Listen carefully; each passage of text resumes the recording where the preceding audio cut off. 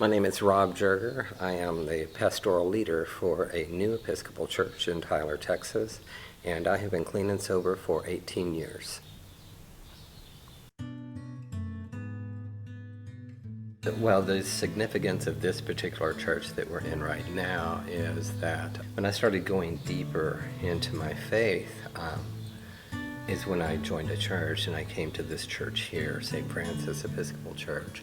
But as a gay man, for years I sat in the back of the church, right back over there, and I sang with the choir because I thought that's all that a gay man was allowed to do in church. And then one Sunday, somebody asked me if I could serve the communion wine, and I thought they had made a mistake. And so I went to the priest of the church, and I told him, hey, they asked me to do this. Are you sure that's okay? And he said, why would that not be okay?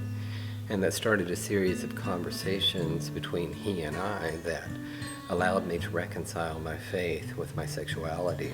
And as a result of that, I became fully active in the life of the church.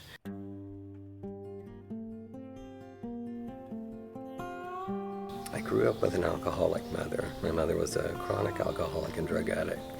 And as a result of that, my life as a child was very chaotic, very fearful with different forms of abuse and abandonment. And so I remember as a child always being fearful, of what was going to happen next. And as I got older, I had lived pretty much my entire life in fear. And I remember going to a party in high school, and they had a trash can punch at the party, which is basically a garbage can full of a bunch of different types of liquor with some Hawaiian punch in there. I went in and I got 2 cups of the trash can punch, and I was shaking because I was so afraid of being around, even being around my peers. So I got the 2 glasses of punch, and I went out into the parking lot, and I hid behind a truck. And I remember as I started to drink the punch, as the punch went down, I felt the fear go away from my body. And that was the first time in my life that I had ever felt what it felt like to not be in fear. And that drove me to continue drinking for many, many years. But it kind of backfired on me. That kind of stopped working because the problems that alcohol caused in my life created more fear. And so I had to drink more alcohol to get rid of the fear that I had created.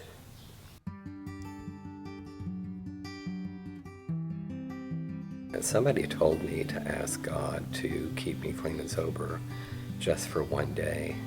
And so I did that. Not believing that it would happen, particularly from a God that I wasn't even sure that I believed in. But I did stay sober for one day. And the next day I did it again, and I did it again and again. And here we are 18 years later. It's led me to forgiveness of my mother, who was a chronic alcoholic and drug addict. It gave me a different perspective on it. It wasn't about me anymore, and it wasn't about what she did to me or what she didn't do for me. It was about a child of God that was broken. Being able to see her in her brokenness, and being able to see her not as a bad person, but as a very sick person, allowed me to forgive her because, in hindsight, she wasn't any different than me. So I had turned my back on God many, many years ago and declared that that was the last place that I would turn, and it turned out that was a very true statement, because by the time that I did get sober, that was the last place that I did have to turn. But I was very reluctant for that, and I remember walking into a 12-step meeting and seeing the steps on the wall, and right there in the 3rd step was the word God. And I immediately bristled up, and luckily some loving people that were at that group explained to me that there was a broader concept of God, and that God was just a power greater than me, and I certainly needed a power greater than myself at that time, because myself was not doing a very good job of keeping me clean and sober. And so I was able to start to formulate a God that works for me. God could be whatever I wanted God to be, and God could be Buddha, God could be Muhammad, God could of course be God of the Bible, God could be Mother Earth, basically a power greater than you. When I was drinking, I used to love to tell my story because it was a sad story, and I could sit with you at the bar and I could tell you my sad story, and you would agree with me that if I had lived your life, I would drink too. Today I like to share my story with other people because it's not just a sad story anymore. It is a story of survival, and it's a story of recovery. But if I did not use my story today to benefit other people and to help other people know that they too can recover, well, then it would just remain a sad story. A hard drinker giving a sufficient reason to stop drinking, whether it be illness or family reasons or loss of job, given that sufficient reason, a hard drinker can stop drinking. Where with the alcoholic, given sufficient reason to stop drinking, cannot stop drinking. And that's why many loved ones of alcoholics are confused, because they think that he would stop drinking if he loved me.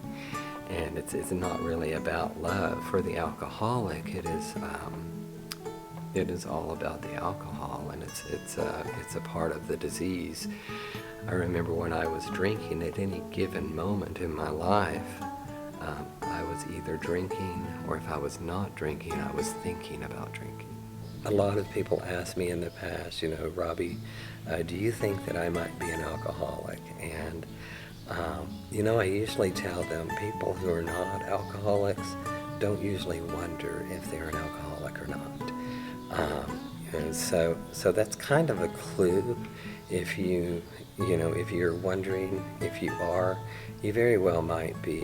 An alcoholic's ability to rationalize our drinking and make excuses for our drinking is very strong, and so we really have to get to a point where we can have some type of a moment of clarity to see ourselves clearly and be completely honest with ourselves.